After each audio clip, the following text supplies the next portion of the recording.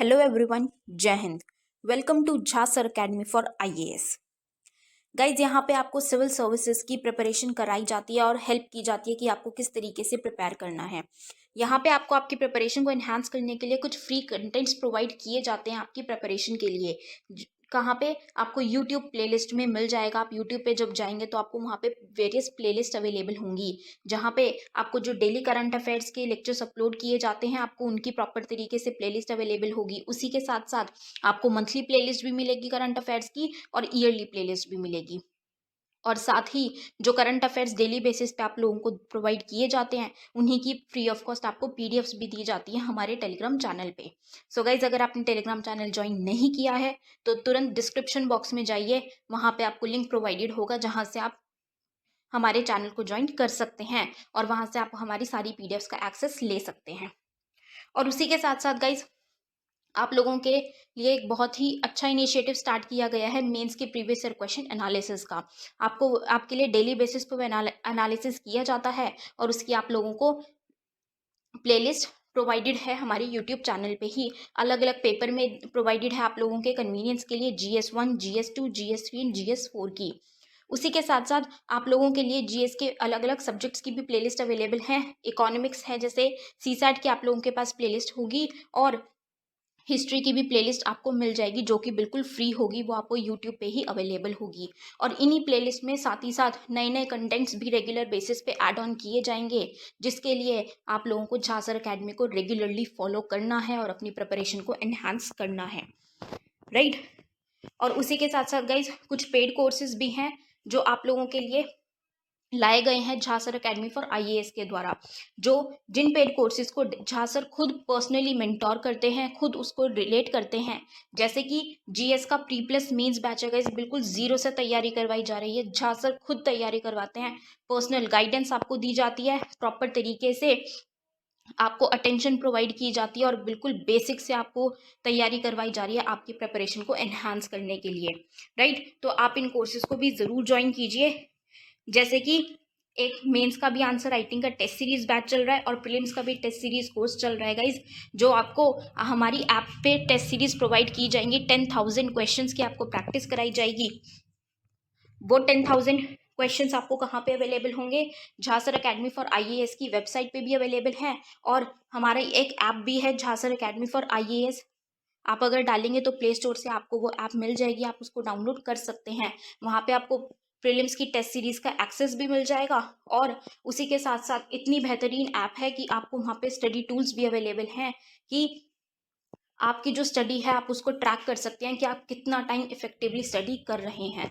तो इस ऐप को गाइज ज़रूर ज्वाइन कीजिएगा, डाउनलोड कीजिएगा और वेबसाइट भी अवेलेबल है।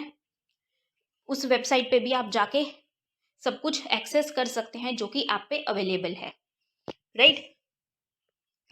So guys, Jha sir academy को रेगुलरली फॉलो करते रहिएगा।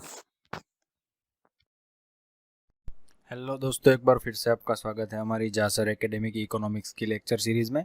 हमने क्लास 11th की एनसीईआरटी की इकोनॉमिक्स ख़त्म कर दी है और इसके बाद हम अब क्लास 12th की एनसीईआरटी की इकोनॉमिक्स शुरू करने जा रहे हैं। इसका नाम है इंट्रोडक्टरी मैक्रो इकोनॉमिक्स। ये बहुत ही इंपॉर्टेंट बुक रहती है, जैसे क्लास 11th की बुक थी, बहुत ही इंपॉर्टेंट बुक थी वो। ठीक है, उसमें हमने वेरियस एस्पेक्ट्स के बारे में सुना था, हमारी कंट्री के जो एम्प्लॉयमेंट थी, जो भी agriculture sector, manufacturing sector, service sector, उन सब के बारे में पढ़ा था।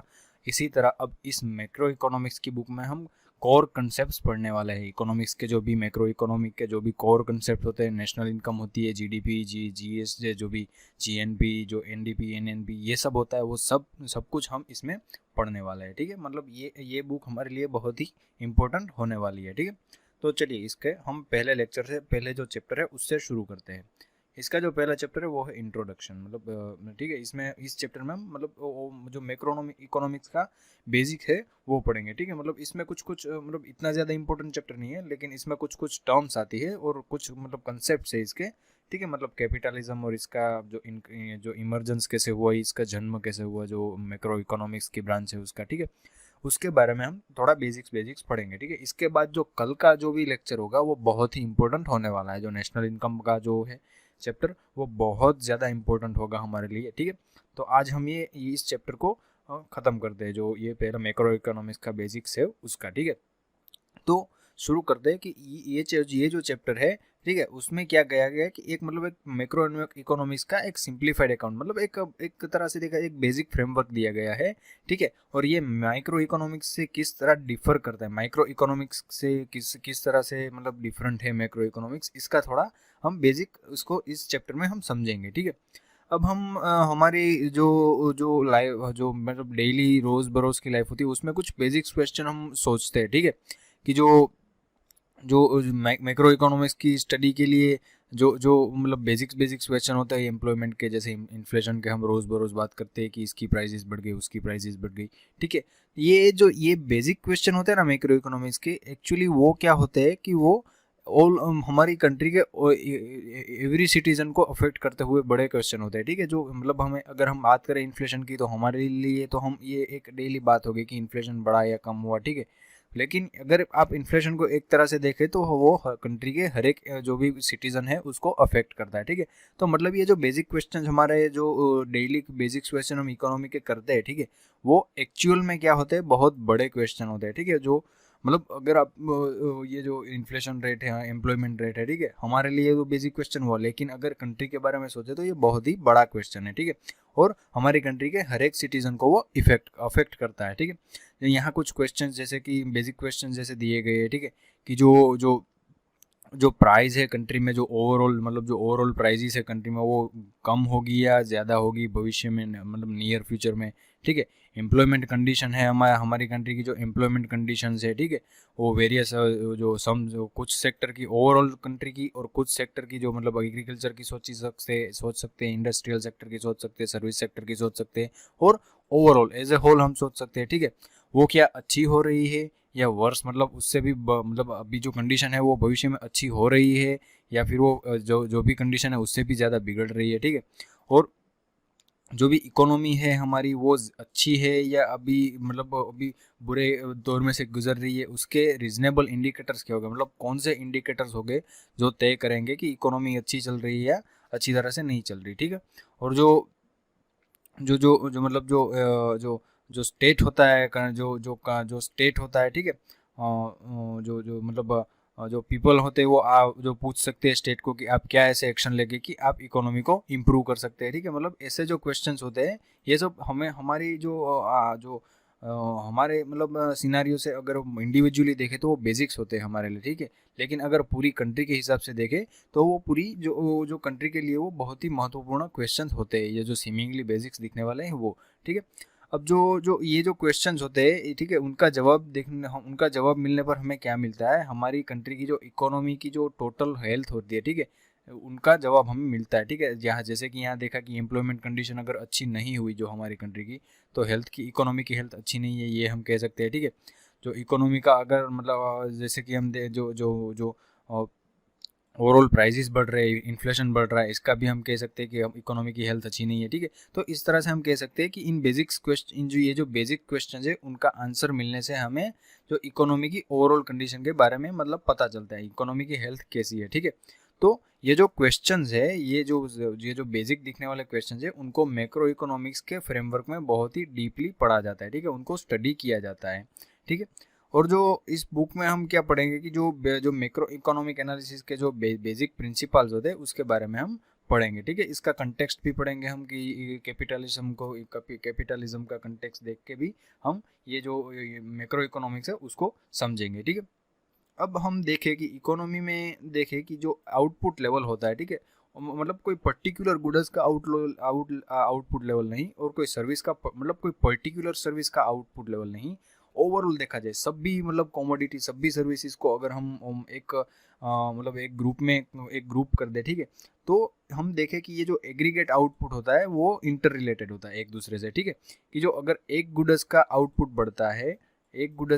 बढ़ता है तो दूसरे गुड्स का भी आउटपुट बढ़ता है, ठीक है। मतलब ये इकोनॉमी में मतलब हर एक चीज़ होती है वो मतलब कॉमोडिटी और सर्विसेज सभी इंटर रिलेटेड होती है, ठीक है। जैसे कि एग्रीकल्चर का आउट बढ़ता है, ठीक है, एग्रीकल्चर में आउटपुट बढ़ेगा तो इंडस्ट्रियल सेक्टर में भी आउटपुट बढ़ेगा, ये एक ट्रेंड रहता है हर एक इकोनॉमी का, ठीक है।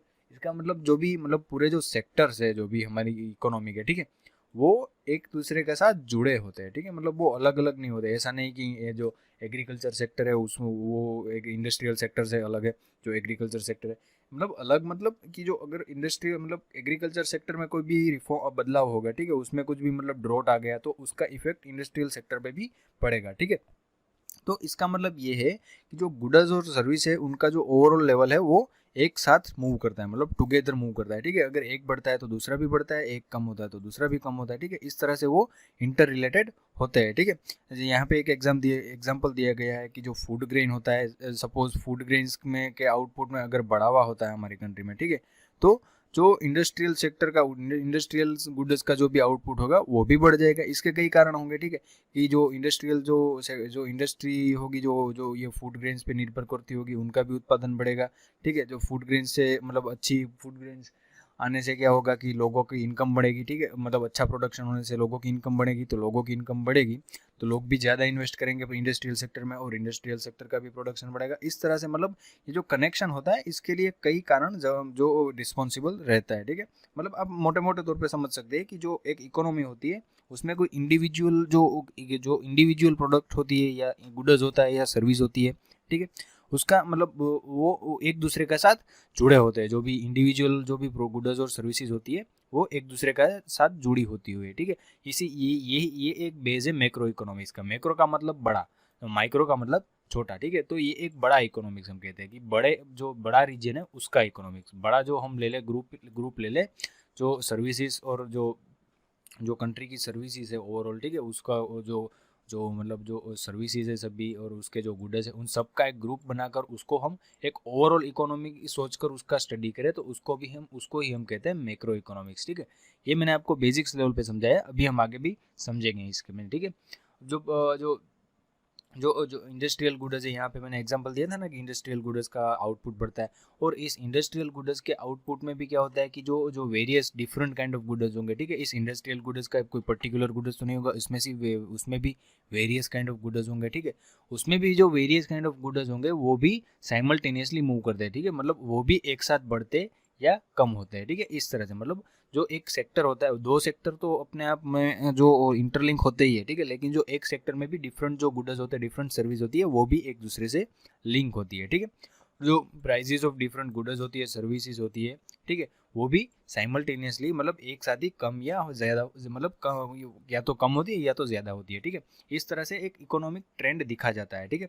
और जो एम्प्लॉयमेंट का जो जो मतलब लेवल होता है वो कंट्री में, ठीक है, वो भी प्रोडक्शन के साथ जुड़ा होता है, ठीक है, वो भी प्रोडक्शन के साथ ज़्यादा बढ़ता है या कम होता है, ठीक है। अगर प्रोडक्शन कम हो गया तो एम्प्लॉयमेंट भी कम होगा, प्रोडक्शन ज़्यादा हो गया तो एम्प्लॉयमेंट भी बढ़ जाएगा। इस तरह से मतलब ओवरऑल जो इकोनॉमी होती है, ठीक है, उसमें ओवरऑल देखा जाए, पर्टिकुलर गुड्स या सर्विसेज को लेकर नहीं, ओवरऑल गुड्स को या सर्विस को लेकर देखा जाए तो, ठीक है, इसको ही हम ये मैक्रो इकोनॉमिक्स बोलते हैं, ठीक है। यही इसका वो ये कंसेप्ट है कि जो पूरी इकोनॉमी होती है उसको हम एज ए होल स्टडी करते हैं, इसको ही हम मैक्रो इकोनॉमिक्स कहते हैं, ठीक है।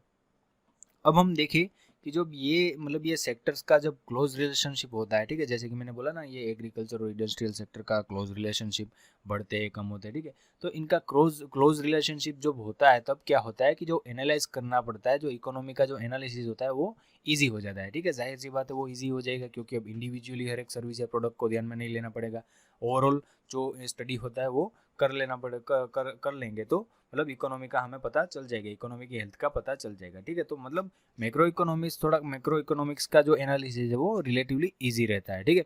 तो मतलब एग्रीगेट जो इंडिविजुअल लेवल होता है, ठीक है, उसको स्टडी करने के सिवा क्या करते हैं हम, जो एक रिप्रेजेंटेटिव ऑफ ऑल गुड्स एक सिंगल गुड्स को ले लेते हैं, ठीक है। मतलब ये जो इकोनॉमी है हमारी, अगर भारत की हम जीडीपी की बात करें, ठीक है, तो इसमें क्या आता है, सभी आ जाता है, सर्विस सेक्टर आ जाता है, एग्रीकल्चर सेक्टर आ जाता है, मैन्युफैक्चरिंग सेक्टर आ जाता है, सभी सेक्टर आ जाता है, ठीक है। तो इसका मतलब हमारी जो भारत की इकोनॉमी मतलब एक ओवरऑल एक काल्पनिक हम प्रोडक्ट ले ली, एक प्रोडक्ट ले ली भारत की इकोनॉमी की, ठीक है। तो उसमें सभी प्रोडक्ट आ गई, भारत की सभी प्रोडक्शन भी आ गया, सभी एग्रीकल्चर प्रोड्यूस भी आ गए और सभी सर्विसेज भी आ गई, ठीक है। तो मतलब ये एक जो सिंगल गुड्स ले लिया हमने, ठीक है, कंट्री की इकोनॉमी में एक सिंगल गुड्स इमेजिन कर लिया, ठीक है। इस तरह से ये जो सिंगल गुड्स है उसका वैल्यू जो भी इन तीनों जो भी तो वो तीनों सेक्टर्स है उसके प्रोडक्शन के एवरेज में हम गिनते हैं, ठीक है। अब जो रिप्रेजेंटेटिव गुड्स होगा, जो भी जो जो जो जैसे मैंने बोला है, जो ये रिप्रेजेंटेटिव गुड्स मतलब जो इमेजिनरी गुड्स हमने देखा है कि जो हम एग्रीकल्चर सेक्टर, इंडस्ट्रियल सेक्टर और सर्विस सेक्टर को अलग अलग देखने के बजाय ये जो इमेजिनरी गुड्स देख रहे हैं उनका जो लेवल ऑफ प्रोडक्शन होता है, ठीक है, वो तीनों सेक्टर के जो जो मतलब ओवरऑल जो हमारी कंट्री के गुड्स और सर्विसेज है उसके ओवरऑल का जो उसका जो ओवरऑल प्रोडक्शन है उसका एवरेज रहता है, ठीक है। अब ये कैसे होता, मैंने आपको जैसे बताया ना कि ओवरऑल हर एक मतलब कई गुड्स रहते हैं हमारी कंट्री में, कई मतलब कई तरह की प्रोडक्ट बनती है, कई तरह की सर्विसेज होती है हमारी कंट्री में, कई तरह की एग्रीकल्चरल प्रोड्यूस होती है उसमें, ठीक है। तो मतलब उनकी उन सभी प्रोड्यूस का उन सभी प्रोडक्ट्स का ओवरऑल जो हम एक एवरेज ले ले और जो हम उसको एक काल्पनिक नाम दे दे तो वो होगा एक रिप्रेजेंटेटिव गुड्स, ठीक है। उसको ही हम बोलते हैं रिप्रेजेंटेटिव गुड्स, जो हमारी इकोनॉमी को मैक्रो इकोनॉमिक्स मतलब मैक्रो इकोनॉमिक स्टडी करने के लिए यूज में आता है, ठीक है।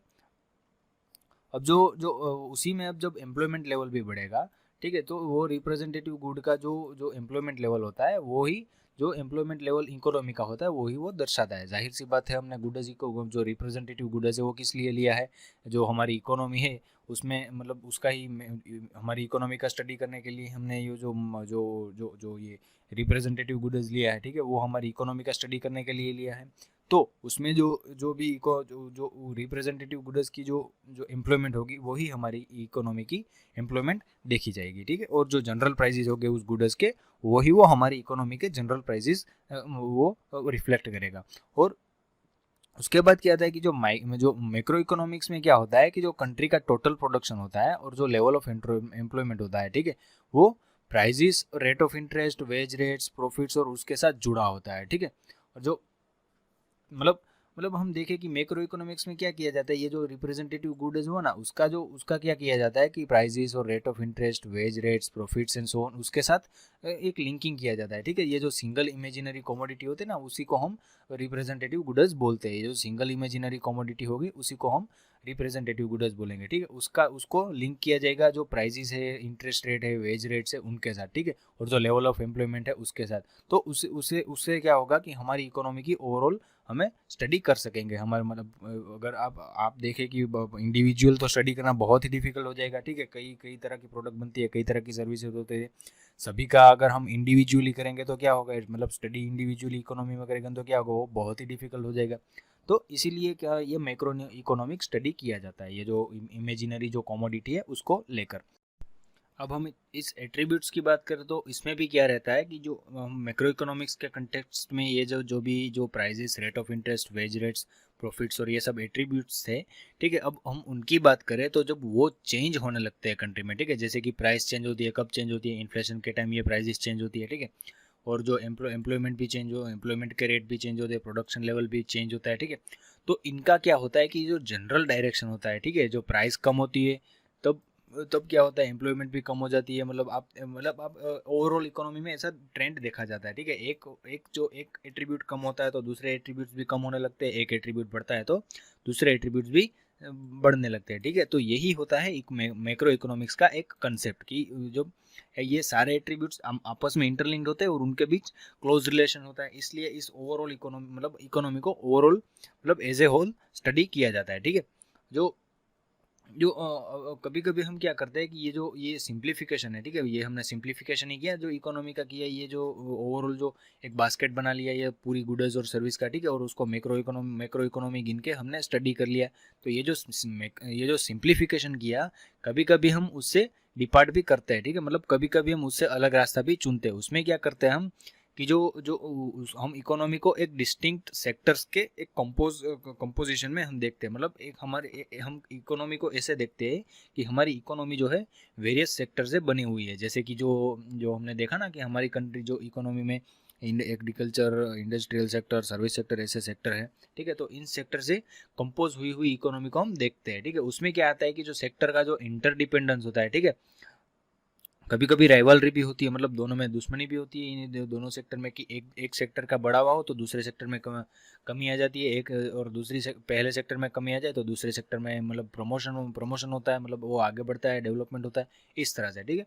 तो मतलब दो सेक्टर का जो इंटरडिपेंडेंस होता है, जो भी दो सेक्टर की जो रिलेशनशिप्स होती है जो सेक्टर्स के बीच, ठीक है।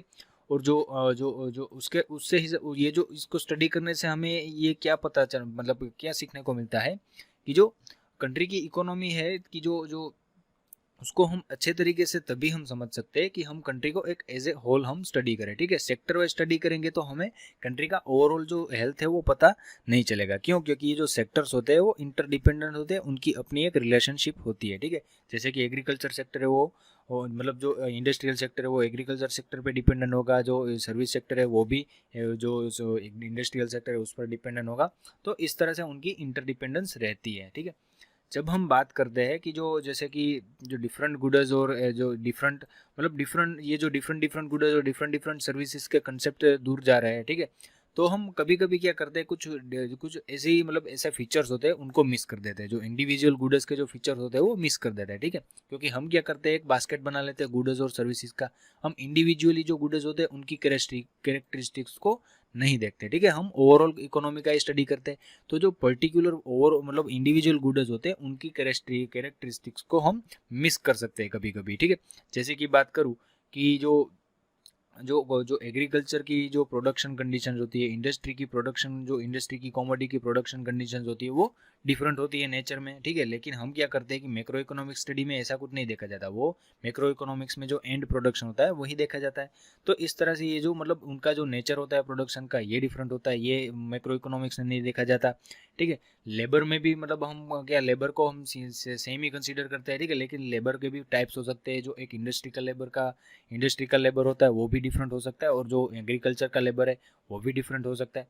इस तरह से कि मतलब जो जो हम जो वाइटल जो उसकी कैरेक्टरिस्टिक्स होते हैं, जो गुड्स की और जो प्रोडक्शन है उसकी, उसको हम मिस कर सकते हैं, ठीक है।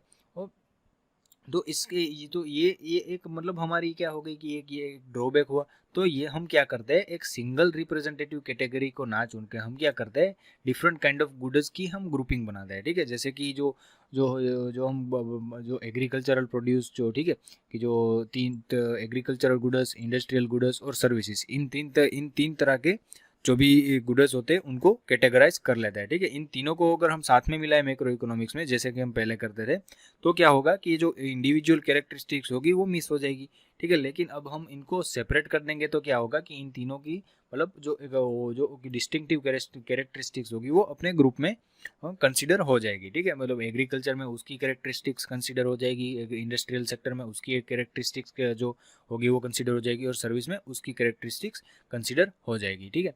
तो उसके बावजूद उसके साथ साथ जो मैक्रो इकोनॉमिक्स होता है वो जो इंडिविजुअल आउटपुट जो इंडिविजुअल आउटपुट लेवल होता है, ठीक है, कि जो इंडिविजुअल प्राइजेस होती है, जो एट्रीब्यूट्स होते हैं, एम्प्लॉयमेंट लेवल्स होता है, उसको भी डिटरमाइन करने का वो ट्राई करता है, ठीक है। जो डिफरेंट गुड्स में जो उसका जो लेवल रहता है उसको भी मतलब मोटे मोटे तौर पे मैक्रो इकोनॉमिक्स थोड़ा माइक्रो इकोनॉमिक्स के अप्रोच पे भी चलता है। इसका मतलब ये है कि जो इंडिविजुअल गुड्स या डिफरेंट गुड्स होते हैं उनका भी वो मोटे मोटे तौर पे कभी कभी ये स्टडी करता है, ठीक है। इस तरह से उसके साथ उसका जो माइक्रो इकोनॉमिक्स होता है वो उसके साथ जुड़ा होता है, जो मैक्रो इकोनॉमिक्स होता है वो माइक्रो इकोनॉमिक्स के साथ जुड़ा होता है, ठीक है। और जो मैंने आपको फैक्टर्स बताए कि माइक्रो इकोनॉमिक्स में एक पूरा ग्रुप लिया जाता है, ठीक है, और इंडिविजुअल कमोडिटी का जो ग्रुप होता है उसको इंडिविजुअल कमोडिटी गिना जाता है। वो जो माइक्रो इकोनॉमिक्स होता है उसमें डिफरेंट डिफरेंट जो गुड्स होते हैं उनको डिफरेंटली स्टडी किया जाता है, ठीक है। तो ये एक डिफरेंस होता है, जो जो मतलब ये जो डिफरेंस हुआ माइक्रो इकोनॉमिक्स और मैक्रो इकोनॉमिक्स का, ठीक है, ये जो डिफरेंस रहता है माइक्रो इकोनॉमिक्स और मैक्रो इकोनॉमिक्स में। तो इस तरह माइक्रो इकोनॉमिक्स को हम शॉर्ट में कर तो क्या है कि उसमें इंडिविजुअल इकोनॉमिक एजेंट को ध्यान में लिया जाता है, ठीक है। और जो नेचर ऑफ मोटिवेशन होता है उनका मतलब वो किसके कारण जो भी एक्शंस लेते हैं वो किसके को कौन से कारण से लेते हैं उसको गिना जाता है। ये इकोनॉमिक एजेंट वर्ड का मतलब क्या है कि इकोनॉमिक एजेंट का मतलब ये है कि जो जो इकोनॉमिक डिसीजंस लेते हैं। मैं आपको एक कंपनी बताऊँ कि उसमें इकोनॉमिक डिसीजन क्या कौन लेता होगा, कि जो भी सीईओ है वो इकोनॉमिक डिसीजंस लेते होंगे, तो वो इकोनॉमिक एजेंट हो गया माइक्रो इकोनॉमिक्स के कंटेक्स्ट में, ठीक है। अगर एक कंपनी की बात करें, पूरे कंट्री की नहीं, एक सिर्फ कंपनी की बात करें, तो वो माइक्रो इकोनॉमिक्स में आती है। क्यों? क्योंकि उसमें एक इकोनॉमिक एजेंट होता है जो ऊपर, ठीक है, और कंपनी काम क्यों करती है, प्रॉफिट के लिए काम करती है, ठीक है। तो इस तरह से उसका एक प्रॉफिट का मोटिव रहता है। इसका मोटिवेशन ये होगा ना, नेचर ऑफ मोटिवेशन क्या हुआ ये माइक्रो इकोनॉमिक्स में, ये एक प्रॉफिट करना चाहता है, सेल करना चाहता है अपनी प्रोडक्ट को और प्रॉफिट करना चाहता है, ठीक है, इस तरह से। तो ये एक छोटी इकोनॉमी हो गई, उसको हम बोलेंगे माइक्रो इकोनॉमिक्स। मैक्रो इकोनॉमिक्स में सिर्फ और सिर्फ मतलब प्रॉफिट का ही मोटिव नहीं होता, उसके मतलब उसके हम आगे भी पढ़ेंगे कि उसके मोटिव अलग होंगे, जो माइक्रो इकोनॉमिक्स मैक्रो इकोनॉमिक्स होता है उसका, ठीक है। तो ये जो इकोनॉमिक एजेंट्स होते हैं, इंडिविजुअल इकोनॉमिक एजेंट्स, ठीक है, वो अपना इकोनॉमिक डिसीजंस लेते हैं इकोनॉमी में जो अपना प्रॉफिट के लिए। तो ये जो ओवरऑल इकोनॉमी हुई वो माइक्रो इकोनॉमिक्स में आती है, माइक्रो इकोनॉमिक्स के स्टडी में। लेकिन उसके विपरीत जो मैक्रो इकोनॉमिक्स होता है, जो वो उसको इकोनॉमी की जो ओवरऑल सिचुएशन होती है उसको स्टडी करता है, मतलब एज ए होल हम कह सकते हैं, ठीक है। जैसे कि हमने पहले भी पढ़ा ना कि जो इकोनॉमी की कंडीशन को एज ए होल वो स्टडी करता है, ठीक है। अब इकोनॉमिक्स ने क्या फाउंड किया, जो जो इकोनॉमिस्ट थे, जब जो वो पहले के ज़माने में स्टडी करते थे, धीरे धीरे इकोनॉमी इवॉल्व हो रही थी, इकोनॉमिक्स की ब्रांच, एडवांस्ड इकोनॉमिक्स की ब्रांच इवॉल्व हो रही थी, तब अर्थशास्त्रियों ने, मतलब इकोनॉमिक्स ने ये पाया कि कई केसों में ऐसा था कि मार्केट्स एग्जिस्ट ही नहीं कर रहे थे, ठीक है। क्योंकि क्या कहा कि पहले के ज़माने में मतलब इतना ज़्यादा कोई डेवलपमेंट था नहीं, ठीक है। तो कभी कभी मार्केट एग्जिस्ट नहीं भी करेंगे, ठीक है, इतना ज़्यादा मतलब डेवलपमेंट नहीं हुआ होगा कि मार्केट्स एग्जिस्ट ही नहीं करेंगे। दूसरा, कभी क्या होगा कि मार्केट एग्जिस्ट तो करेंगे, ठीक है, लेकिन उनका कोई इक्विलिब्रियम नहीं होगा डिमांड और सप्लाई का, ठीक है। मतलब जितनी सप्लाई होगी उतना, या तो वो मार्केट डिमांड जो सप्लाई नहीं कर पाए, जितनी डिमांड होगी उतना सप्लाई नहीं कर पाएगा, या तो जितना मतलब सप्लाई होगा उतनी उसकी डिमांड नहीं होगी। जो ऐसा मतलब ऐसा कोई इक्विलिब्रियम नहीं था जो भी मार्केट्स थे उसमें। और तीसरी बात और सबसे महत्वपूर्ण बात क्या थी कि जो जो जो सोसाइटी थी उसने क्या किया कि सिर्फ प्रॉफिट या मतलब ऐसे मोटिव्स के मतलब के अलावा भी उसने क्या किया कि सर्टेन इंपॉर्टेंट सोशल गोल्स भी उसने अचीव करने के लिए एक डिसीजन लिया, जैसे कि एम्प्लॉयमेंट अच्छी करना, ठीक है, जो मतलब ये एजुकेशन और हेल्थ में इन्वेस्ट करना, मतलब लोगों की एजुकेशन और हेल्थ का जो मतलब इसके प्रोस्पेक्ट्स अच्छे करना, मतलब ऐसे अनसेल्फिश, मतलब सब लोगों के लिए कल्याणकारी हो वैसे अगर डिसीजंस भी लिए गए सोसाइटीज़ के द्वारा, ठीक है। तो इन तीनों मतलब ऐसे तीन फैक्टर्स के कारण क्या हुआ कि इकोनॉमिक्स मतलब इन तीनों को स्टडी शुरू में ही इकोनॉमिक्स ने इन चीज़ों को जो इकोनॉमिक्स का स्टडी कर रहे थे तब इकोनॉमिक्स ने ये फैक्टर्स पाए थे, जो जो मतलब जब ज़्यादा डेवलपमेंट नहीं हुआ था पहले के समय में तब, ठीक है।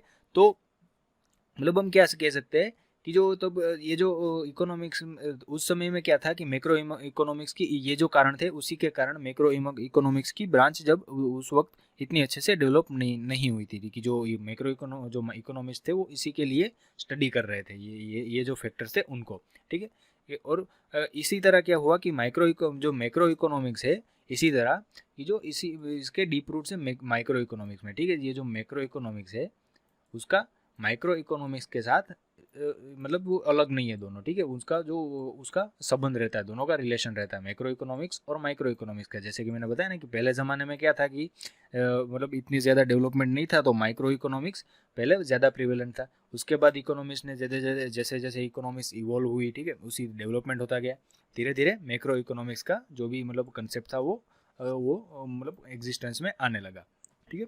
और जो बाद में क्या हुआ कि जो इकोनॉमिस्ट थे उनको क्या करना पड़ता था कि जो जो जो पॉलिसीज बनानी पड़ती थी, ठीक है। ये जो फोर्सेस थे तीनों, मतलब जो मार्केट होना लेकिन डिमांड और सप्लाई का इक्विलिब्रियम ना होना, ठीक है। सोसाइटीज़ थी वो भी अपना जो अलग जो सेल्फिश उनका मोटिव होता था और अनसेल्फिश मोटिव्स भी होते थे, ये सब फोर्सेस थे उनको मतलब जो जो पॉलिसीज थी, जो भी जो चॉइसेस में जो किए जा रहे थे सोसाइटीज़ के द्वारा, जो आउटसाइड ऑफ द मार्केट जो चॉइसेस थी सोसाइटीज़ की, जैसे वो अनसेल्फिश जो चॉइस थी ना जो सोसाइटी की कि सब लोगों को आगे बढ़ाना, ठीक है। तो ये जो मोटिव्स थे उनको भी मतलब ये डील करना पड़ा, जो इकोनॉमिक्स थे उनको, ठीक है। उनके लिए पॉलिसी फ्रेम करनी पड़ी, ठीक है, उनके लिए भी पॉलिसी बनानी पड़ी इकोनॉमिक्स को। जैसे जैसे जैसे सिचुएशन चेंज होती गई उनको पॉलिसी उस तरह से चेंज करनी पड़ी, उनको ऐसे डील करना पड़ा जो पॉलिसीज़ थी उनका, ठीक है। और जो अनएम्प्लॉयमेंट रिड्यूस करना, जो एजुकेशन और प्राइमरी हेल्थ केयर में जो मतलब सोसाइटी के जो डिसीजंस थे आउटसाइड ऑफ द मार्केट के, ठीक है, उनके लिए इकोनॉमिस्ट को ये जो पॉलिसीज थी उनके साथ मतलब फ्रेम करनी पड़ी, चेंज करनी पड़ी, ठीक है, इस तरह से डील करना पड़ा। जो इकोनॉमिक्स अब हम देखें कि मैक्रो इकोनॉमिक्स में डिसीजन मेकर्स कौन होते हैं, ठीक है। तो माइक्रो इकोनॉमिक्स में तो हमने देखा कि इकोनॉमिक एजेंट्स होते हैं छोटे छोटे जो भी अपने मोटिव्स के लिए काम करते हैं। मैक्रो इकोनॉमिक्स में क्या होता है कि जो या तो स्टेट खुद, या तो पूरा देश की गवर्नमेंट खुद, या तो जो स्टेचुटरीज बॉडीज होती है जैसे कि हमारी कंट्री में आरबीआई है, ठीक है, सेबी है, वो सब ये डिसीजंस लेते हैं, मैक्रो इकोनॉमिक डिसीजंस उनके द्वारा लिए जाते हैं, ठीक है। उनके कुछ गोल्स होते हैं, ठीक है, जैसे कि मतलब उनके कुछ गोल होंगे। आरबीआई ने अगर कोई रेपो रेट कम किया तो उसका कुछ गोल होगा। सेबी ने कुछ भी मतलब जो भी सिक्योरिटीज मार्केट है उसमें कुछ रिफॉर्म्स लाए तो उसका भी कुछ गोल होगा, ठीक है। तो इस तरह से इनके कुछ गोल होते हैं, ठीक है। तो ये गोल होते हैं वो इंडिविजुअल इकोनॉमिक एजेंट को उनके प्रॉफिट बढ़ाने के लिए नहीं होते हैं। मतलब सेबी या आरबीआई कोई डिसीजन लेती है, वो कोई इंडिविजुअल के प्रॉफिट को बढ़ाने के लिए उनका जो भी गोल होता है वो नहीं होता है, ठीक है। उनकी पॉलिसी इसके लिए नहीं होती है, ठीक है। तो ये जो इसी तरह से क्या होता है कि मैक्रो इकोनॉमिक एजेंट्स होते हैं वो इसी तरह से जो इंडिविजुअल डिसीजन मेकर्स होते हैं उनसे अलग होते हैं, ठीक है। जो माइक्रो इकोनॉमिक एजेंट्स थे उनका क्या था कि अपना खुद का गोल था कि अपना खुद का प्रॉफिट बढ़ाना। लेकिन ये जो जो जो जो भी जो मैक्रो इकोनॉमिक एजेंट्स है जैसे कि आरबीआई सेबी, उनका गोल ये नहीं होता है कि जो इंडिविजुअल प्रॉफिट बढ़ाए, इंडिविजुअली वो इंडिविजुअल इंटरेस्ट को सर्व करे, ऐसा उनका गोल नहीं होता है, ठीक है। तो इस तरह से जो मैक्रो इकोनॉमिक्स और माइक्रो इकोनॉमिक्स एजेंट्स होते हैं वो डिफरेंट होता है इस तरह से, ठीक है। और उसके बाद हम देखें कि ये जो मैक्रो इकोनॉमिक डिसीजंस मेकर होते हैं वो मतलब क्या ट्राई करते हैं, ऐसे जो डिसीजंस लेते हैं उनसे वो क्या करते हैं, ठीक है।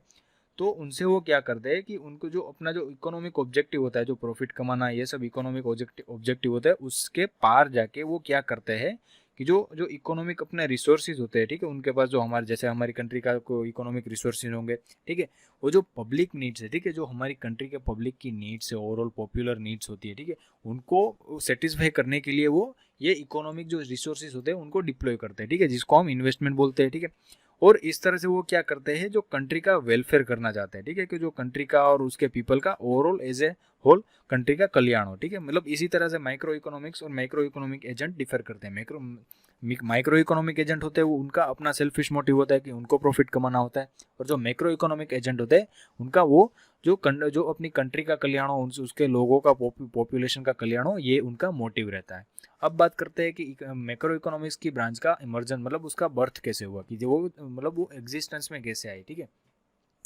अब जो जो जो मैक्रो इकोनॉमिक्स जो एक हमने नाम सुना होगा, जो केन्स बोलते हैं हम, जॉन माइनार्ड केन्स, JM केन्स, ठीक है, जो हम उसको सिर्फ केन्स के नाम से जानते हैं, कि जो ठीक है, उन्होंने एक बुक पब्लिश की थी, general theory of employment, interest and money, 1936 में, ठीक है। उसके बाद ये मैक्रो इकोनॉमिक्स की जो ब्रांच है वो एग्जिस्टेंस में आई, ठीक है।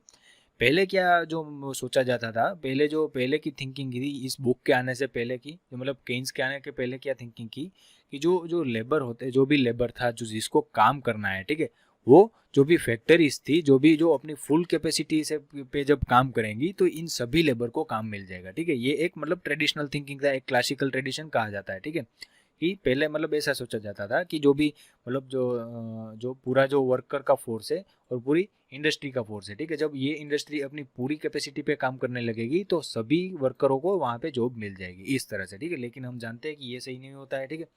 तो इसका जो भी टेस्ट है वो दुनिया को तब चखने को मिला जब ग्रेट डिप्रेशन आया 1929 का, ठीक है। उसमें क्या हुआ, जो आउटपुट लेवल्स थे, एम्प्लॉयमेंट लेवल थे, ठीक है, जो यूरोप में और नॉर्थ अमेरिका में वो बहुत ही कम हो गए, ठीक है। पहले तो क्या कहा जाता था कि जो इंडस्ट्रीज अपनी फुल कैपेसिटी पे चलेगी और जो पूरी जो वर्क फोर्स है उनको एम्प्लॉयमेंट मिल जाएगी, ये क्लासिकल ट्रेडिशन था, ठीक है। लेकिन अब ये ग्रेट डिप्रेशन आया 1929 का, उससे क्या हुआ कि ये जो इंडस्ट्रीज थी उनका जो जो जो जो प्रोडक्शन रेट था वो बहुत कम हो गया। तो क्या हुआ कि ये जो एम्प्लॉयमेंट थी उनकी वो वापस कम हो गई, ठीक है। तो मतलब और अब क्या हुआ कि ये जो क्लासिकल ट्रेडिशन था वो गलत हो गया कि सब लोगों को एम्प्लॉयमेंट मिल जाएगी, ये क्लासिकल ट्रेडिशन गलत हो गया, ठीक है। तो केन्स ने ये जो अनएम्प्लॉयमेंट रेट था उस समय बहुत बढ़ गया था, जो यूएसए में भी 25% अनएम्प्लॉयमेंट रेट हो गया था, ठीक है। तो केन्स ने यही मतलब इसी का जो फेनोमेना था, ये फेनोमेना हुआ, उसी को समझाने की बात की थी, ये जो उसी को समझाने की कोशिश की थी, ये जो बुक थी उसमें, कि जो आप सोचते हो कि जो लेबर होते हैं उनको सभी को एम्प्लॉयमेंट मिल जाएगी इंडस्ट्री में, ऐसा नहीं होता है, ठीक है। तो इस तरह से ये जो अपने प्रीडिसर्स जो अपने उनके मतलब उसके पहले के जो जो जो मतलब केन्स के पहले के जो इकोनॉमिस्ट थे उसके विपरीत जाकर जो केन्स थे उन्होंने क्या किया कि ये जो जो इकोनॉमी का एक वर्किंग होता है, ठीक है, ये जो एनोमालस वर्किंग था इकोनॉमी का, ठीक है, जो जैसे डिप्रेशन आया तो एम्प्लॉयमेंट कम हो गया, आउटपुट कम हो गया, इसको समझाने की कोशिश की, ठीक है। तो इसको उनको क्या जानने को मिला कि ये जो सेक्टर्स होते हैं, ठीक है, वो एक दूसरे के साथ जुड़े होते हैं, ठीक है। लेकिन क्लासिकल ट्रेडिशन में क्या था कि जो सेक्टर्स को एक साथ जुड़ा नहीं माना जाता था, ठीक है। जो एग्रीकल्चर होते थे उसको अलग माना जाता था, इंडस्ट्री था उसको अलग माना जाता था, ठीक है। लेकिन केन्स ने इन सबको इंटर रिलेटेड करके समझाने की बात की, ठीक है। और उसके बाद क्या हुआ कि मैक्रो इकोनॉमिक्स का जन्म हुआ, ठीक है। जैसे कि हमने बोला मैक्रो इकोनॉमिक्स में ये जो सेक्टर्स होते हैं वो इंटरडिपेंडेंट होते हैं, इंटर रिलेटेड होते हैं, इस तरह से। अब हम कंटेक्स्ट देखते हैं इस बुक का कि जो ये हम इस बुक में जो भी मैक्रो इकोनॉमिक्स पढ़ेगा उसका कंटेक्स्ट होगा कैपिटलिज्म, ठीक है। कैपिटलिज्म का मतलब क्या होता है कि जो कैपिटलिज्म का मतलब में क्या होता है कि जो जो जो जो भी प्रोडक्शन होता है वो कैपिटलिस्ट एंटरप्राइज के द्वारा, मतलब उसके द्वारा प्रोडक्शन किया जाता है, गवर्नमेंट के द्वारा नहीं किया जाता। कैपिटलिस्ट मतलब प्राइवेट एंटरप्राइजेस के द्वारा जो प्रोडक्शन होता है वो किया जाता है, ठीक है। अब ये कैपिटलिस्ट एंटरप्राइज में क्या होता है, जो एंटरप्रेन्योर होता है, ठीक है, हम जो मतलब जो उद्यमी हम बोलते हैं ना, जो उद्यमी बोलते हैं हम, ठीक है, कि जो आजकल एंटरप्रेन्योर जो वर्ड हो रहा है वो फैशन में चल रहा है, ठीक है। वो क्या करते हैं कि जो डिसीजन लेते हैं, जो मतलब कंपनी के डिसीजंस लेते हैं, ठीक है, और उसके रिस्क को बेयर करते हैं, उसके रिस्क को उठाते हैं, ठीक है। इस तरह से मतलब वो डिसीजन लेते हैं, वेरियस डिसीजन लेते हैं, जो भी उसके लिए फाइनेंशियल रिसोर्सेज हो उसको डिप्लॉय करते हैं, अपने पास हो तो वो उनको अपने पास जो फाइनेंशियल रिसोर्स हो उसको भी डिप्लॉय करते हैं, या तो वो बोरो करते हैं बैंक से या कोई अदर रिसोर्सेज से। इस तरह से जो एंटरप्रेन्योर्स होते हैं वो कैपिटल एंटरप्राइजेस को चलाते हैं, ठीक है। और उनको इस कैपिटल एंटरप्राइज को चलाने के लिए नेचुरल रिसोर्सेज चाहिए होंगे, ठीक है। मतलब जैसे कि रॉ मटेरियल हो गया, ठीक है। अगर उनकी इंडस्ट्री हो कि मतलब कपड़े बनाने की इंडस्ट्री हो, ठीक है, कोई एंटरप्राइज हो गया, तो उसको उनके लिए उनको क्या चाहिए होगा, फाइबर चाहिए होगा, तो उसके लिए उनको क्या चाहिए, जो कॉटन होगा वो चाहिए होगा, ठीक है। तो इस तरह से उनको नेचुरल रिसोर्सेज चाहिए, ठीक है। अब नेचुरल रिसोर्स में क्या होगा कि जो टोटल रिसोर्सेज में, नेचुरल रिसोर्सेज में एक उसका एक प्रोपोर्शन क्या होगा कि प्रोडक्शन में चला जाएगा। जैसे कि रॉ मटेरियल क्या होगा कि प्रोडक्शन जैसे जैसे होता जाएगा उसका कंजप्शन होता जाएगा, और कुछ पार्ट फिक्स्ड रहेगा, ठीक है। कि जैसे कि लैंड हुआ, ठीक है, जो प्लॉट ऑफ लैंड है, जो भी लैंड है वो तो फिक्स ही रहेगा, जो जितना भी प्रोडक्शन करेगा वो तो सालों तक लैंड का जो एरिया है वो तो फिक्स ही रहेगा, इस तरह से। लेकिन वो भी है तो एक नेचुरल रिसोर्स ही ना, ठीक है, इस तरह से। उसके बाद इसको ये नेचुरल रिसोर्सेज के साथ उनको क्या चाहिए होगा, लेबर चाहिए होगा, ठीक है। ये एक मोस्ट इंपॉर्टेंट एलिमेंट रहता है, ह्यूमन कैपिटल एक मोस्ट इंपॉर्टेंट एलिमेंट रहता है किसी भी इकोनॉमी में, ठीक है। तो मतलब उनको लेबर भी चाहिए होगा। तो इन तरह ये जो इस तीनों मतलब ये फैक्टर्स रहते हैं प्रोडक्शन के, जो कैपिटल है उनका, ठीक है, जो एंटरप्रेन्योर के पास जो बोरो करते हैं या तो अपने पास होता है, इसको इन्वेस्ट करते हैं इसके साथ, और जो लैंड होती है उसके ऊपर लेबर के साथ जो प्रोडक्ट बनाते हैं उसको वो अब मार्केट में सेल करेंगे, ठीक है। उससे क्या होगा कि उनको जो भी मनी मिलेगा उसको, मतलब जो भी मतलब इनकम होगी उसको हम रेवेन्यू बोलते हैं, ठीक है। ये जैसे, ठीक है। अब ये टर्म्स आ रही है जो भी बेसिक वैसे आपको पता तो होगा ही ये टर्म्स के बारे में, लेकिन फिर भी हम इसके बारे में पढ़ेंगे, ठीक। अब जो ये रेवेन्यू है इसका एक पार्ट क्या है, मतलब सभी रेवेन्यू तो उनकी नहीं होगी, उसका एक पार्ट कहाँ जाएगा, ये जो लैंड है, ठीक है, उसकी रेंट के ऊपर जाएगा, मतलब जो लैंड का यूज कर रहे हैं, ठीक है, उसके रेंट के तौर पे वो पार्ट चला जाएगा। और दूसरा पार्ट क्या जाएगा, जो इंटरेस्ट है उनके कैपिटल का जो इंटरेस्ट है, ठीक है, उसको चुकाना पड़ेगा, कि जो अगर बोरो किया है तो उसका इंटरेस्ट चुकाना पड़ेगा। और बाकी का एक पोर्शन है जो अपनी रेवेन्यू का, वो अपने लेबर को जो सैलरीज है, वेजेस है, उसके देने में चला जाएगा। बाकी का जो रेवेन्यू बचता है उनका टोटल, ठीक है, जैसे कि अगर 100 रुपये का जो टोटल इनकम हुआ, ठीक है, रेवेन्यू में, रेवेन्यू का मतलब प्रॉफिट नहीं होता है, ये बात याद रखना, रेवेन्यू डिफरेंट होता है, रेवेन्यू टोटल इनकम होता है, ठीक है। अब 100 में से क्या किया कि जो लैंड का जो रेंट है वो 20 रुपीज़ है, अब उनके पास बचा कितना, 80 रुपीज़। अब उसमें से भी, उस 80 रुपये में से भी अब जो उनका इंटरेस्ट है जब उन्होंने बोरो किया था वो 20 रुपीज़ है, तब उनके पास कितना बचा, 60 रुपीज़। अब उसमें से जो भी जो जो ये वेजिस है, सैलरी है, वो 40 रुपीज़ सैलरी देनी पड़ेंगी अपने वर्कर्स को, ठीक है। तो बाद में उनके पास कितना बचा, 20 रुपीज़ बचा उनके पास, ठीक है। तो 20 रुपीज़ बचा, वो उनका प्रॉफिट हो गया, ठीक है। ये जो प्रॉफिट हुआ वो उसका प्रॉफिट हुआ। ये जो रेवेन्यू, मतलब रेवेन्यू में से, ये रेवेन्यू और प्रॉफिट अलग होता है, रेवेन्यू में से जो भी मतलब जो भी माइनस करना होता है वो माइनस करने के बाद जो भी मिलता है वो प्रॉफिट मिलता है, इस तरह से, ठीक है। तो ये प्रॉफिट अर्न करने के बाद ये क्या करते हैं, जो एंटरप्रेन्योर्स होते हैं वो क्या करते हैं, वो उसकी प्रोडक्टिव के जो ये इस पैसे में से वो क्या करते हैं कि जो एग्जिस्टिंग प्रोडक्शन कैपेसिटी होती है वो उसको बढ़ाने की ट्राई करते हैं, ठीक है। पहले एक मशीन होगा, ठीक है, प्रॉफिट मतलब अब जब आने लगेगा तब उसके बाद 2 मशीन करेंगे, इस तरह से, ठीक है। तो ये जो एक्सपेंडिचर हुआ, ठीक है, इन लोगों ने एक्सपेंडिचर किया ना ये वो अपने प्रॉफिट में से, तो इसको हम बोलेंगे इन्वेस्टमेंट एक्सपेंडिचर, ठीक है।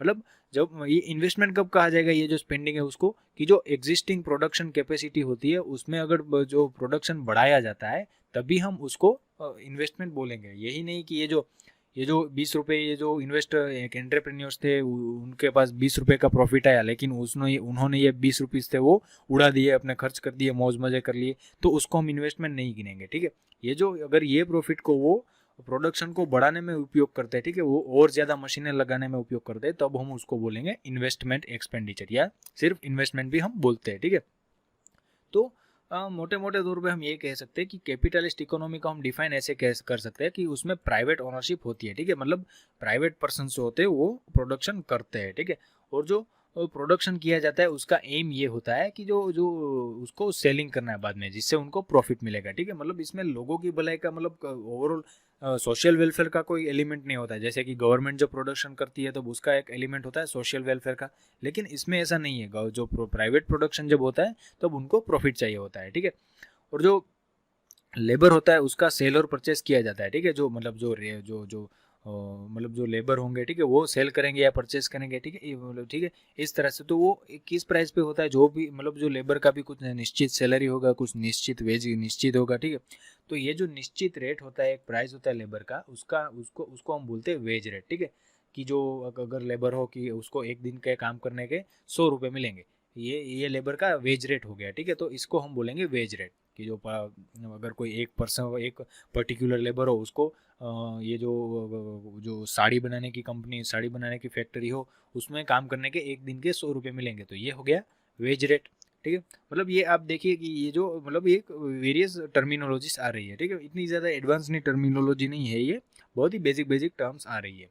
अब जो ये क्राइटेरिया अगर हम जो जो ये क्राइटेरिया अगर हम पूरे वर्ल्ड के कंट्रीज़ के, मतलब ये जो क्राइटेरिया कैपिटलिज्म का क्राइटेरिया हम देखें कि प्राइवेट ओनरशिप और जो भी प्रोडक्शन है उसका प्रॉफिट कमाना, इन सब क्राइटेरिया से हम दुनिया में देखें तो ये जो कैपिटलिस्ट कंट्री है वो पिछले 300 या 400 ईयर्स में ही एग्जिस्टेंस में आए हैं। ऐसा है नहीं कि एंशियंट टाइम से कैपिटलिज्म ये जो दुनिया में एग्जिस्टेंस में, ऐसा नहीं है।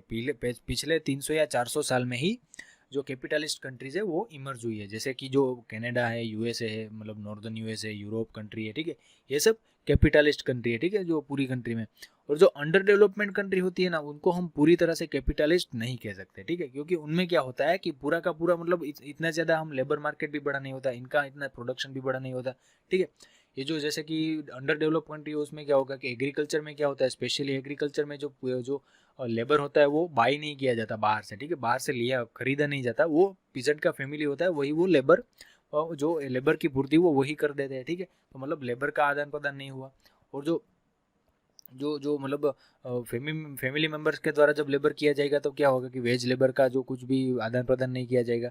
तो और जो प्रोडक्शन होता है वो मार्केट के लिए नहीं होता, पूरा प्रॉफिट के लिए नहीं होता। जो एग्रीकल्चरल प्रोड्यूस होगा, जो गेहूं के मतलब गेहूं की प्रोड्यूस हुई, अगर फॉर एग्जांपल गेहूं की इतनी प्रोड्यूस हुई, ठीक है, 20 टन गेहूं की प्रोड्यूस मिली उनको, किसानों को, तो वो क्या करेगा, 5 टन होगा वो अपने लिए रख लेगा। ठीक है, मतलब वो जो पूरा का पूरा 20 टन मार्केट में नहीं बेचेगा। ठीक है, उसमें से 5 टन वो अपने लिए रखेगा, और जो बाकी का जो 15 टन बचा वो मार्केट में बेचने लगेगा। ठीक है, मतलब जो पूरा का पूरा जो प्रोडक्शन है वो मार्केट के लिए नहीं होता। ठीक है, उसमें सेल्फ कंजप्शन का भी एलिमेंट रहता है।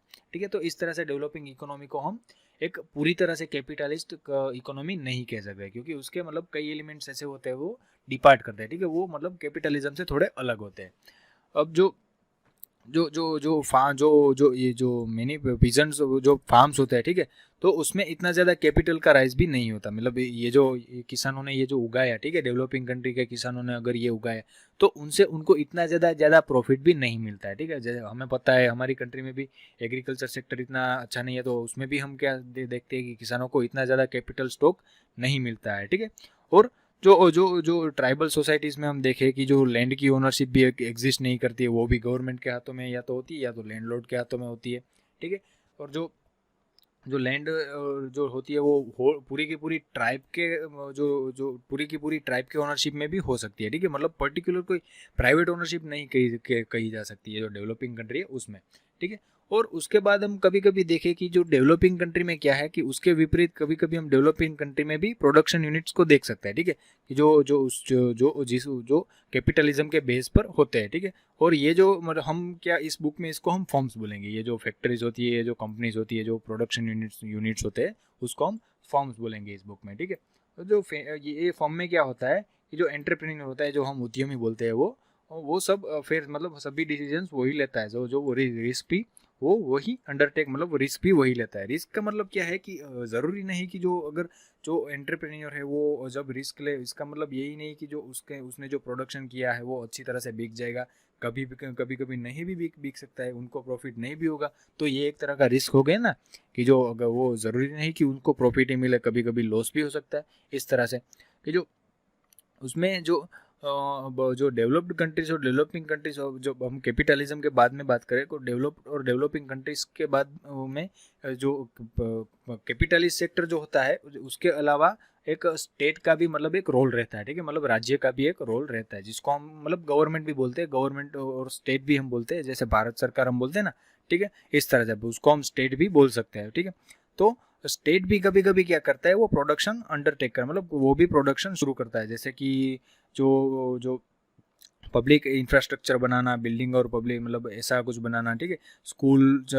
स्कूल्स को भी मतलब एडमिनिस्टर करना, मैनेज करना, कॉलेजेस को मैनेज करना, ठीक है, हेल्थ सर्विसेज प्रोवाइड करना, ये सब गवर्नमेंट जब करती है, ठीक है, तब उनका मोटिव क्या होता है कि जो मतलब वो अपने प्रॉफिट के लिए कम, उसका मोटिव नहीं होता, वो कंट्री के जो पॉपुलेशन है उसके वेलफेयर के लिए गवर्नमेंट ये सब करती है। तो ये एक गवर्नमेंट का रोल होता है, ठीक है। प्राइवेट रोल क्या होता है कि उनको प्रॉफिट कमाना होता है, इस तरह गवर्नमेंट का रोल ये होता है कि कंट्री का ओवरऑल डेवलपमेंट हो, ठीक है, ये गवर्नमेंट का रोल रहता है, ठीक है। उसके बाद अब एक और सेक्टर होता है, ठीक है, इकोनॉमी में, इसको हम बोलते हैं house hold sector. House hold sector से अगर मैं आपको हाउस होल्ड सेक्टर का एक उदाहरण दूं, कि आप अपने घर को ही आप मतलब एक हाउस होल्ड ले लो, ठीक है, मतलब आप अपने घर को ही आप हाउस होल्ड ले सकते हो, कि उसमें क्या होता है कि एक उसमें एक परिवार में एक बड़ा सदस्य होता है, वो सभी निर्णय लेता है, ठीक है, जो जैसे कि उसको उसके परिवार को क्या कंज्यूम करना है, ठीक है, उसके परिवार को मतलब कि कौन कौन सी प्रोडक्ट चाहिए अपने कंज्यूमशन के लिए, ठीक है, जो मतलब ओवरऑल जो पूरे परिवार में जो भी डिसीजन लिया जाता है वो परिवार के द्वारा, वो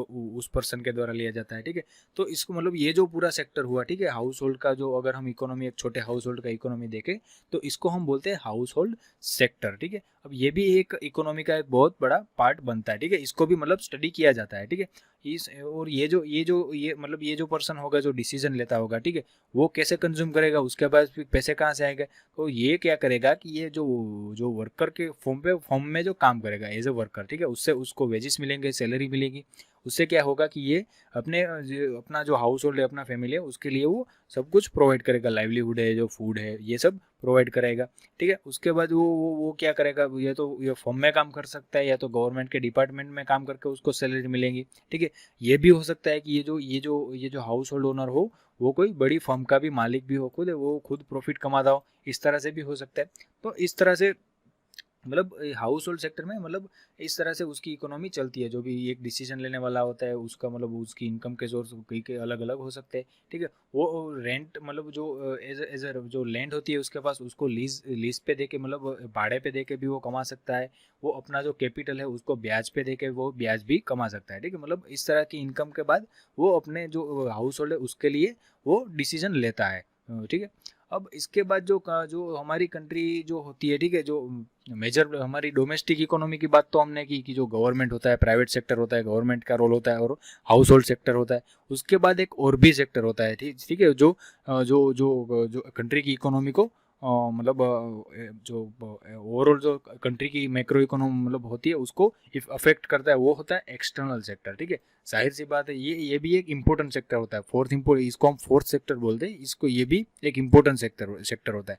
पहले तीन कौन से थे कि जो प्राइवेट सेक्टर है वो गवर्नमेंट मतलब स्टेट का सेक्टर है वो, और दूसरा तीसरा हो गया हाउस होल्ड सेक्टर, और चौथा हो गया एक्सटर्नल सेक्टर, ठीक है। आप इसको याद रख सकते हैं, ठीक है, ये सब आपको लिखना भी है मेंस के अगर जैसे क्वेश्चन आए उसका, ठीक है, तो आपको ये सब लिखना है, ठीक है।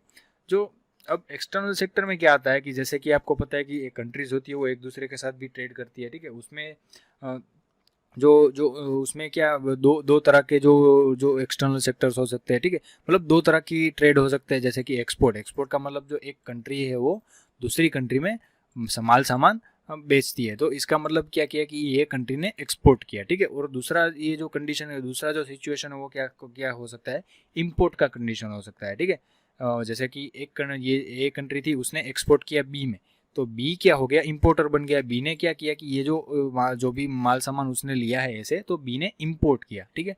तो मतलब एक कंट्री के लिए एक्सपोर्ट, तो दूसरे कंट्री के लिए वो इंपोर्ट हो सकता है, ठीक है। और एक्सपोर्ट और इंपोर्ट के अलावा भी जो भी पूरे वर्ल्ड में जो डेली ट्रेड चल रहा है, ठीक है, जो ए और बी, जो अगर यहाँ हम ले कि यहाँ के एक सी कंट्री है और डी कंट्री है, ठीक है, ए और बी से वो अलग है, ये सी कंट्री है और डी कंट्री है, उन दोनों के बीच का भी जो ट्रेड है, ठीक है, वो भी ए और बी को इंडिविजुअली अफेक्ट कर सकता है, ठीक है। इस तरह से जैसे कि मैं आपको बताऊँ, जो जो जो कैपिटल और एक कंट्री में से फॉरेन कैपिटल, अगर इसमें अब एक्सपोर्ट इंपोर्ट की बात तो हमने की, उसके बाद क्या आता है कि जो एक कंट्री में से जो फॉरेन एक्सचेंज होता है वो दूसरे में जाता है, ठीक है, ये दूसरे कंट्री से पहले में जाता है, ठीक है। इस तरह से भी जो इकोनॉमीज होती है वो एक दूसरे को अफेक्ट करती है, ठीक है। जैसे कि मैं आपको बताऊँ, इंडिया ने अगर यूएसए, जो इंडिया है, ठीक है, इंडिया है और ये यूएस है, तो इंडिया ने यूएसए में क्या किया कि यूएस के ट्रेजरी बॉन्ड में अगर इंडिया ने डेवलप जो इन्वेस्टमेंट है वो किया, यूएसए ने इंडिया की कंपनी में कोई जो इन्वेस्टमेंट है वो किया। तो इस तरह से मतलब इकोनॉमीज जो होती है वो एक दूसरे को अफेक्ट करती है, ठीक है। तो यहाँ पे मतलब हमने मोटे मोटे तौर पे पढ़ा, ये जो मैक्रो इकोनॉमिक्स था इसका चैप्टर हमने पढ़ा कि जो कैसे ये मैक्रो इकोनॉमिक्स वर्क करता है, ओवरऑल इकोनॉमी को देखा जाता है मैक्रो इकोनॉमिक्स के, इसका इमर्जेंस कैसे हुआ, कैपिटलिज्म क्या होता है, ठीक है। इकोनॉमी के फैक्टर्स कौन से होते हैं, जो सेक्टर्स कौन से होते हैं, कि जो पहला था हमारा प्राइवेट सेक्टर, दूसरा था गवर्नमेंट मतलब स्टेट का रोल, चौथा था, तीसरा था हाउस होल्ड सेक्टर और चौथा था एक्सटर्नल सेक्टर। उसमें भी हमने एक्सपोर्ट और इम्पोर्ट की सिचुएशन के बारे में बात की, ठीक है, उसके बारे में हमने बात की। तो ये चैप्टर यहाँ पे ख़त्म होता है। मतलब ये चैप्टर के में हमने क्या मतलब ये ओवरऑल जो मैक्रो इकोनॉमिक्स था उसका सिर्फ बेसिक्स हमें पढ़ा था, जिसमें हमने वेरियस टर्म्स जैसे कि रेट ऑफ इंटरेस्ट, प्रॉफिट, जो डिप्रेशन के बारे में हमने पढ़ा, जो प्रोडक्शन के फैक्टर्स थे, ठीक है, जो लैंड, लेबर, ये सब जो फैक्टर्स थे, इनपुट था, लेबर था, एंटरप्रेन्योरशिप, जो उद्यमी हम बोलते थे, इन सब के बारे में पढ़ा, ठीक है। अब हम इसका कंक्लूजन के बारे में पढ़ते हैं, ठीक है, कि मैक्रो इकोनॉमिक्स में एक एग्रीगेट कॉमोडिटी जो वेरिएबल होता है उसको लिया जाता है, एग्रीगेट इकोनॉमिक वेरिएबल को लिया जाता है, जो रिप्रेजेंटेटिव गुड बोलते हैं ना हम, उसको लिया जाता है, ठीक है। मतलब हर एक मतलब जो भी जो पर्टिकुलर एक सर्विस या गुड्स को ना लेके ओवरऑल एक इमेजिनरी गुड्स को लिया जाता है, ठीक है। इसी को हम एग्रीगेट इकोनॉमिक वेरिएबल बोलते हैं, ठीक है। तो मतलब और उसके साथ साथ मैक्रो इकोनॉमिक्स होता है वो वेरियस इंटरलिंकेज, जो सेक्टर्स के इंटरलिंकेजेस होते हैं, ठीक है, कि जो इंडस्ट्रियल सेक्टर है वो सर्विस सेक्टर पे डिपेंडेंट है, सर्विस सेक्टर है वो इंडस्ट्रियल सेक्टर पे डिपेंडेंट है, ठीक है। तो माइक्रो इकोनॉमिक्स इसका भी स्टडी करता है, ठीक है। माइक्रो इकोनॉमिक्स में क्या होता है इसके विपरीत, कि जो माइक्रो इकोनॉमिक्स में पर्टिकुलर सेक्टर को ही ध्यान में लिया जाता है, ठीक है। मतलब इसमें ऐसा मतलब ध्यान में लिया जाता है कि दूसरे एक सेक्टर दूसरे सेक्टर से अलग रहता है, कि इंडस्ट्रियल जो एग्रीकल्चर सेक्टर का जब वो स्टडी करेगा तो वो इंडस्ट्रियल सेक्टर का जो भी इंटर रिलेशन है वो उसको ध्यान में नहीं लेगा, माइक्रो इकोनॉमिक्स है वो, ठीक है। तो इस तरह से मैक्रो इकोनॉमिक्स और माइक्रो इकोनॉमिक्स दोनों अलग रहते हैं, ठीक है। लेकिन जो माइक्रो इकोनॉमिक्स और मैक्रो इकोनॉमिक्स एक दूसरे से जुड़े भी है, ठीक है। माइक्रो इकोनॉमिक्स माइक्रो में से ही अब मैक्रो इकोनॉमिक्स की उत्पत्ति हुई थी, बात जैसे कि हमने पढ़ा था ना, केन्स की जो बुक आई उसके बाद इस तरह से, ठीक है। तो जो केन्स थी उस 1930s में, जो केन्स ने जो बुक्स लिखी थी, ठीक है, उसके बाद मैक्रो इकोनॉमिक्स का मतलब जन्म हुआ था। ग्रेट डिप्रेशन ने क्या क्या किया कि जो 1929 में ग्रेट डिप्रेशन आया था उसने क्या किया कि जो इकोनॉमिक्स थी, जो डेवलप्ड कंट्रीज की इकोनॉमिक्स थी, उसको मतलब एक धक्का दिया, ठीक है। उसने एक जैसे कहें कि वो प्रोडक्शन कम हो गया, एम्प्लॉयमेंट कम हो गया, इस तरह से उसको एक शॉक दिया, धक्का दिया, ठीक है। तो इससे क्या हुआ कि केन्स को इंस्पिरेशन मिली कि वो स्टडी करे कि ऐसा क्यों हुआ, ठीक है।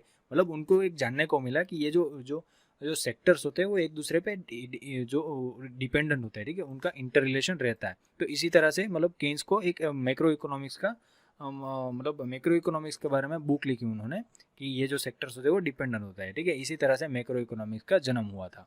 और जो माइक्रो इकोनॉमिक्स होता है, इकोनॉमी को 4 सेक्टर के कॉम्बिनेशन में देखता है, ठीक है, जो हाउस होल्ड सेक्टर, गवर्नमेंट का से प्राइवेट सेक्टर, गवर्नमेंट का सेक्टर और एक्सटर्नल सेक्टर, इन चारों सेक्टर्स को वो कंबाइन करके इकोनॉमी को स्टडी करता है, ठीक है। इसी को बोलते हैं हम मैक्रो इकोनॉमिक्स। चलिए, तो आज के लेक्चर में इतना रखते हैं। कल का लेक्चर बहुत ही इंपॉर्टेंट होने वाला है, जो नेशनल इनकम है उसका चैप्टर हम देखेंगे। ये जो चैप्टर था इतना महत्वपूर्ण नहीं था, आपको सिर्फ ये 4 सेक्टर्स याद रखने हैं और जो भी इसकी वर्डिंग स्टाइल थी कि जो इंटरडिपेंडेंस था सेक्टर्स का, ये आपको याद रखना है, ठीक है। ओवरऑल ये चैप्टर इतना ज़्यादा इंपॉर्टेंट नहीं था, आपको सिर्फ मैक्रो इकोनॉमिक्स का कंसेप्ट इसमें समझाया गया था और ये जो 4 सेक्टर्स थे कि house hold, private sector, government sector और एक्सटर्नल सेक्टर, ठीक है, आप ये याद रखना है। कल का लेक्चर बहुत ही इंपॉर्टेंट होने वाला है नेशनल इनकम पर, तो चलिए आज इतना रखते हैं, चलिए बाय बाय।